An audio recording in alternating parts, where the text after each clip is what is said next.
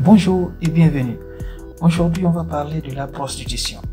Considérée comme le plus vieux métier au monde, la prostitution est depuis longtemps vue comme un travail dévalorisant. Elle existe et continuera d'exister en dépit des interdictions et des statuts illégaux. Pour des raisons comme la pauvreté ou des situations imprévues, certains pays choisissent d'interdire purement et simplement la pratique, tandis que d'autres ont essayé de réglementer la prostitution en offrant ainsi aux travailleurs de sexe des avantages sociaux et de santé. En voici les 15 pays qui ont légalisé la prostitution. Si tu es nouveau à la chaîne, je t'invite à t'abonner et surtout activer la cloche de notification pour être notifié de toutes nos prochaines vidéos. Allez, c'est parti!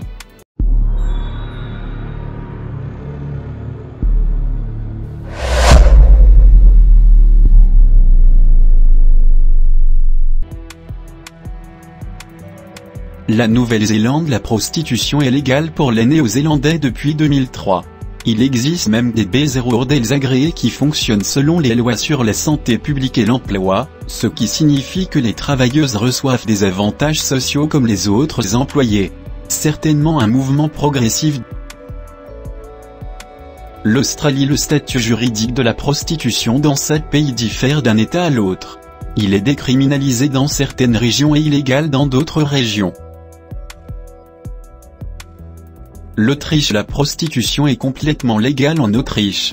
Les prostituées doivent s'inscrire, subir des examens de santé périodiques, avoir 19 ans ou plus et payer des impôts. Malgré cela, il y a beaucoup de contrebande et de prostitution forcée. Le Bangladesh, la prostitution masculine est illégale, mais tout le reste est légal. Le Bangladesh connaît un grave problème de trafic mineur, perpétué par la corruption. Posséder un bordel est également légal. La Belgique, ils ont essayé de faire disparaître la stigmatisation, la violence et la peur associées à la prostitution en ne se contentant pas de la légaliser, mais aussi de gérer des bordels à la fine pointe de la technologie avec des empreintes digitales et des cartes magnétiques. Le Brésil, la prostitution en elle-même est légale. Le Canada, se prostituer soi-même est légal, mais l'achat de sexe est devenu illégal à la fin de l'année 2014. Ce système profondément défectueux place les travailleuses de sexe dans une position très dangereuse. La Colombie, il est légal de travailler dans l'industrie du sexe en Colombie, bien que le proxénétisme ne le soit pas. La prostitution est particulièrement répandue dans des villes comme Carthagène et Barranquilla. Danemark, la prostitution est légale. Le gouvernement aide même les personnes handicapées à se faire coucher en encourant les coûts supplémentaires que certaines d'entre elles doivent payer. L'Équateur, tout ce qui touche au travail sexuel est légal. Vous pouvez vendre votre corps, diriger un bordel ou être un proxénète sans ramification juridique.